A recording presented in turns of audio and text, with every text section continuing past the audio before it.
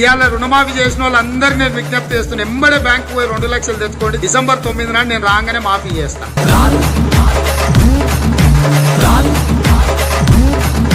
ఇప్పుడు పెన్షన్ తీసుకుంటే 2000 వస్తుంది, కానీ ఒక్క నెల వాయిదా పడ్డదంటే వచ్చే నెల మేము 4000 ఇస్తాం. ఇప్పుడు తీసుకుంటే 10,000 వస్తుంది రైతు బంధు. కాంగ్రెస్ అధికారంలోకి వస్తే 15,000 వస్తుంది.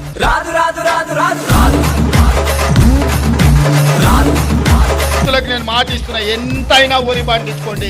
500 రూపాయల బోనస్ అదనంగా ఇచ్చి మీ ఒట్లు కొనే బాధ్యత మా ప్రభుత్వానికి. షాదీ ముబారక్ కళ్యాణ లక్ష్మిలో ఈ రోజు 1,00,000 రూపాయలే వస్తున్నాయి. వచ్చే నెల మీరు తీసుకుంటే 1,00,000తో పాటు తులం బంగారం ఆడబిడ్డలకే ఇచ్చి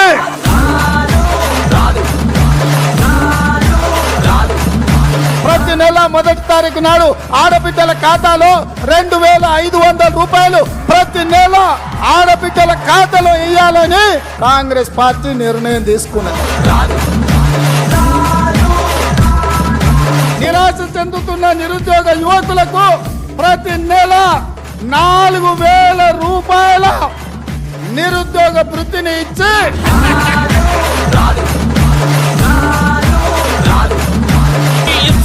పోతే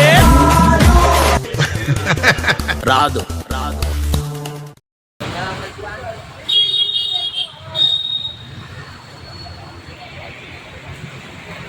సీఎం గారు వర్షం వచ్చినట్టు ఇట్లా వచ్చిపోతుంది, అట్లనే హామీలు ఇచ్చినావు, అట్లనే సేమ్ వర్షంలాగానే ఎలక్షన్ అప్పుడు వచ్చినావు, హామీలు ఇచ్చినావు, వెళ్ళిపోయినావు. కానీ తెలంగాణ ప్రజలు నీకు వచ్చే ఎలక్షన్లో పెడతారు, బుద్ధి చెప్తారు, పార్టీని స్మాష్ చేస్తారు. నా పేరు విజయరామరాజు, కంటోన్మెంట్. మనము టీఆర్ఎస్ని కూడా చూసినాం, ఇప్పుడు కాంగ్రెస్ని కూడా చూసినాం. అసలు కాంగ్రెస్ వచ్చేది లేకుండా కానీ వచ్చేసింది. కాబట్టి వచ్చే రోజులలో బీజేపీని తీసుకురండి, ఈ పార్టీని పొందబెట్టండి. జై శ్రీరామ్, భారత్ మాతాకి జై.